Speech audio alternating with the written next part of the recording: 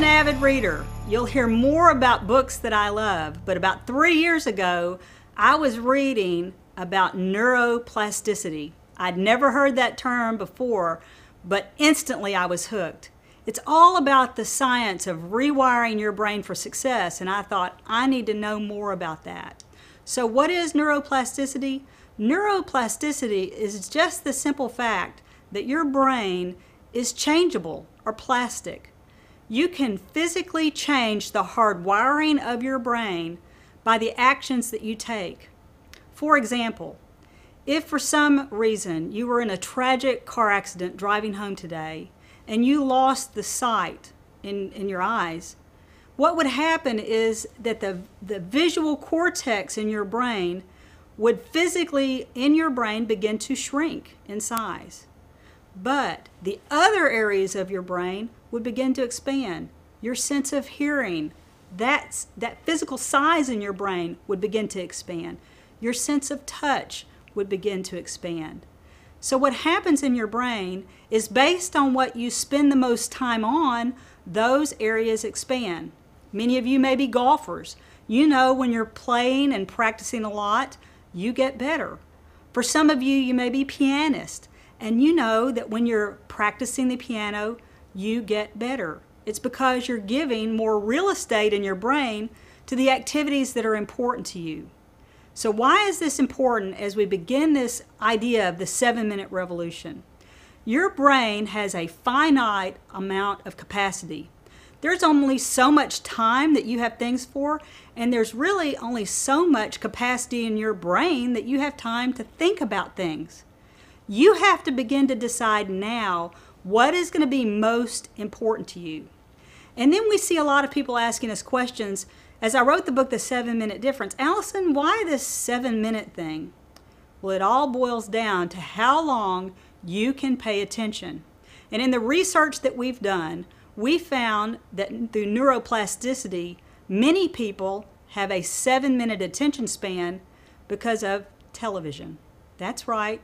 You have developed a 7-minute attention span because of television. Now think about it. You're watching a TV show, 7 minutes goes by, and boom, there's a commercial. So now you don't have to pay attention. After the commercials go by, another 7 minutes of the program, you're in rapt attention of the program, and then boom, another commercial. So somehow, through this repeated process of television and other things in our lives, we want constant entertainment, we want constant novelty, and we've lost that ability to really concentrate. Well, I'm not even sure that we have a 7-minute attention span. I go all over the country teaching corporate executives, and I see constant distraction and interruption going on in their lives. When was the last time you walked into your office and you were able to devote an entire day to finishing a project without any interruption or distraction? Can you imagine how much more you could get done if you could truly focus on something? But what really happens? There's a knock at your door, somebody comes in with a problem. The email goes off, your telephone rings, your BlackBerry rings, your iPhone rings. We have constant distraction and interruption in our lives. I don't think you have a 7-minute attention span. In many cases, we have a 2-second to 7-minute attention span. So what are we going to do? I wrote the book, The 7-Minute Difference, and in that book it has over 100 ideas that can truly help you focus on what's most important to you. But as we learn about neuroplasticity, and the process of how our brain is plastic or changeable, what we need to understand that time management is not a time management issue, it's an attention issue. It's when you wake up in the morning, you have to ask yourself the question, what is going to be most important to me today? What will capture my attention? And what will I devote my attention to? In his book, William James, the textbook Principles of Psychology, and this was written in the 1800s, he said, attention is the taking possession by the mind in clear and vivid form. Now let's stop right there. Attention is the taking possession. Now you know what it's like to have something take possession of you.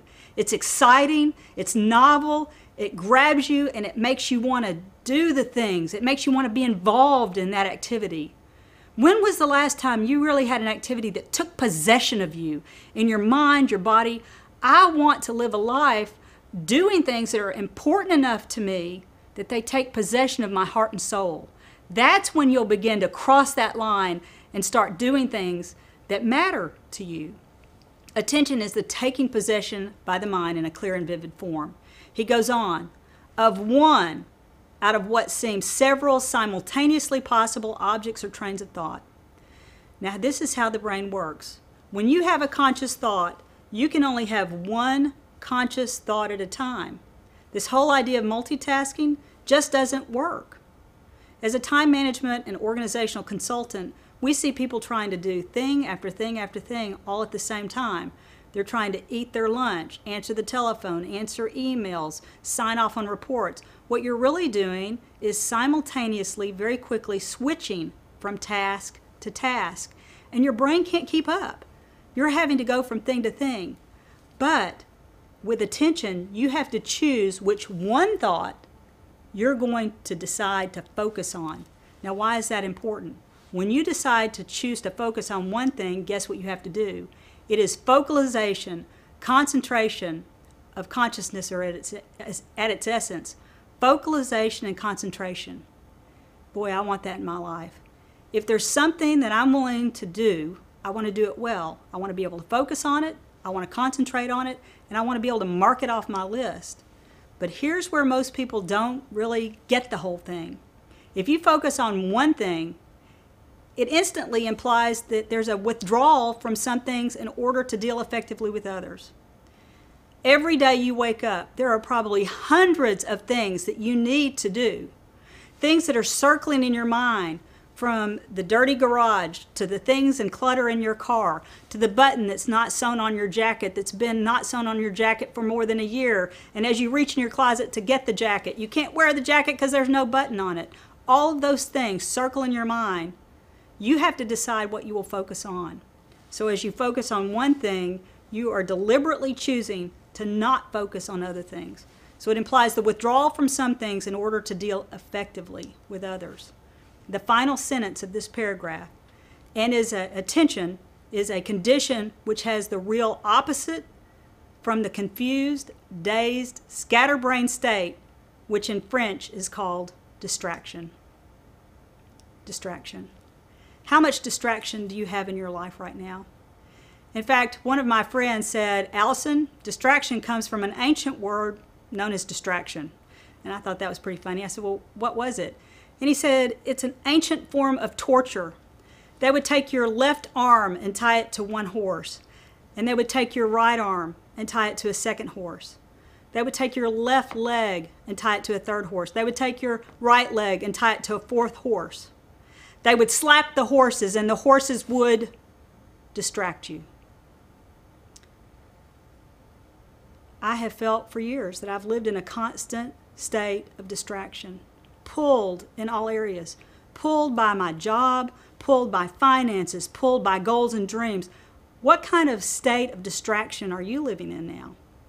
And are we choosing to live in a state of distraction? This paragraph is incredibly important. Now, you will find it in your handout. You'll also find it on our website. I'm very grateful to William James for writing one paragraph that, if you really ponder on those things, can change your life. What it's made me aware of is that I need to be attentive. If I only have a limited amount of capacity, I want to make sure I'm spending my days focusing on things that matter, not only to me, but to the legacy and destiny I want to leave behind. So it's all about the power of attention. What you focus on will matter. What you choose to let into your life will matter. And where you see your attention going will matter. I'd like to introduce you to one other word. That word is synapse. Synapses are formed when we pay attention to things. When you pay attention to a task, finishing a project at your work, you're making a connection in your brain that helps you understand and helps you function through completing that task. The other day I went to the batting cage with my family, and it had been a long time since I'd held a bat in my head, so I put the helmet on and I went out there and I made a connection with the ball. The bat hit the ball and I made a connection with it. Then I swung again, and I swung again, and I swung again. By the end of the batting cage, I was actually able to connect with the ball on a regular basis. That's what these connections do, and here's what it looks like. When you first do a project, you have a very weak connection. This is a picture of a synapse forming in your brain. But the more you do something, you develop stronger and stronger synapses. You develop stronger connections in your brain, this neuroplasticity, this plasticity of connections. And you can see after you've done it for a while, you're developing strands of these synapses that are strengthening. It's called what fires together, wires together. Isn't that interesting? If you want to be different tomorrow than you are today, guess what? You have to be attentive to the things that you want to focus on. Many of the people in our classes say, I want to be attentive about getting in shape. Well, then you just have to get in shape. You have to practice it day after day after day. These synapses are very important. But synapses occur in our thoughts, in our time, and in our actions. Literally thinking about something creates a synapse. When you're excited about a project, you're reinforcing those connections in your brain. How you spend your time, how you spend the time of your day, whether you're talking about something positive or whether you're complaining about something that can't possibly be done within a deadline that someone's giving you, you're reinforcing those connections. And obviously, these synapses are formed by the actions we take on a day-to-day basis. I want to choose to strengthen the connections and synapses in my brain that matter.